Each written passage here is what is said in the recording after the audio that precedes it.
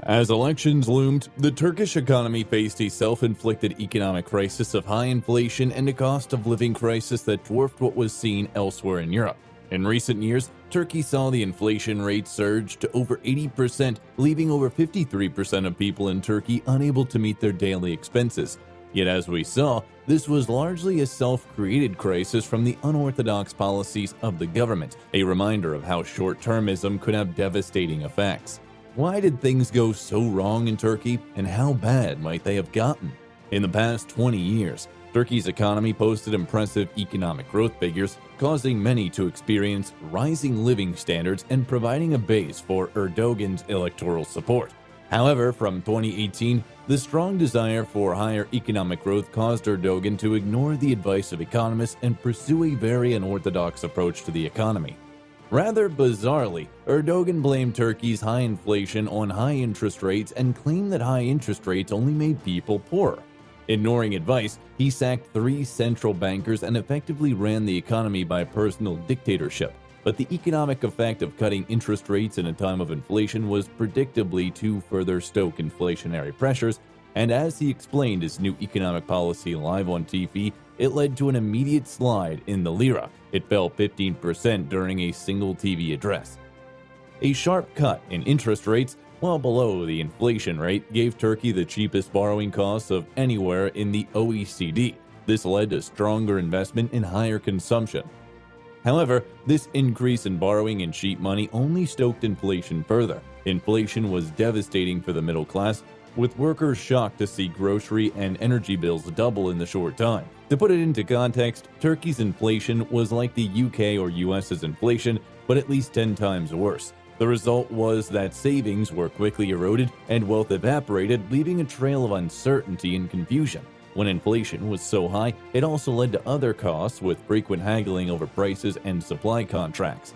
In response, the government increased the minimum wage and pensions, but although seemingly generous, they were soon eroded by inflation. Erdogan claimed high interest rates hurt the poor the most, but the truth was that it was inflation that really damaged the well-being of the average worker. Big business and the better connected were able to insulate themselves from inflation to some extent by holding foreign currency or buying tangible assets such as land and property.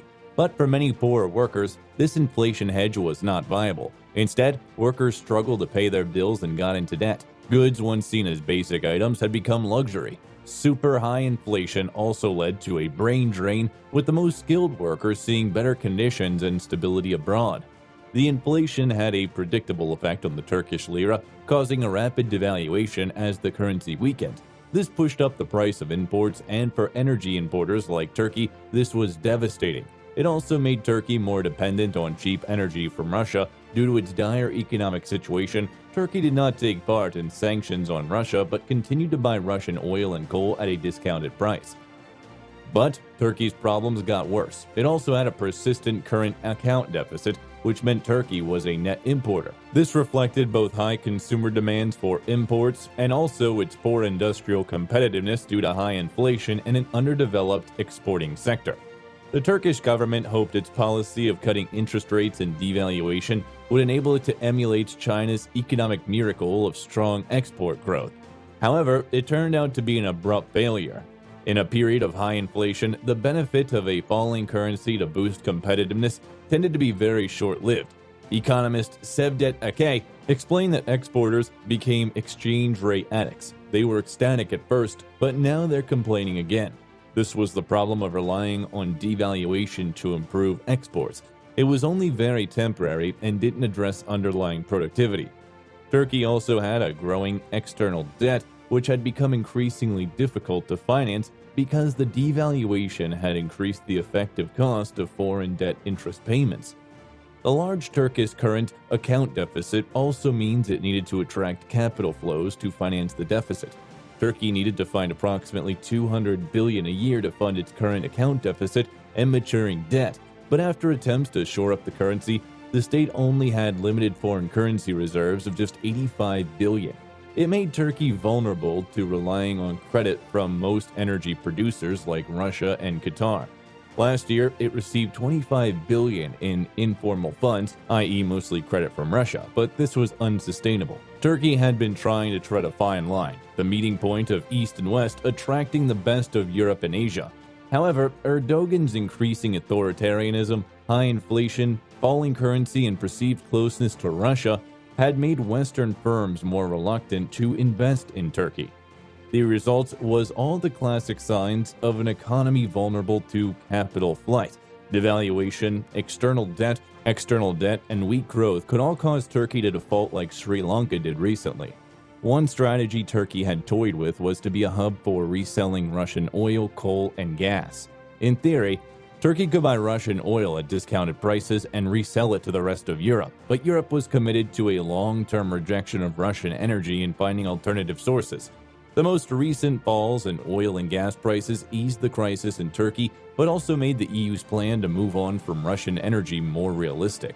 Despite all these economic problems of inflation, devaluation, and higher living costs, we were surprised to see the current economic growth in Turkey as quite high.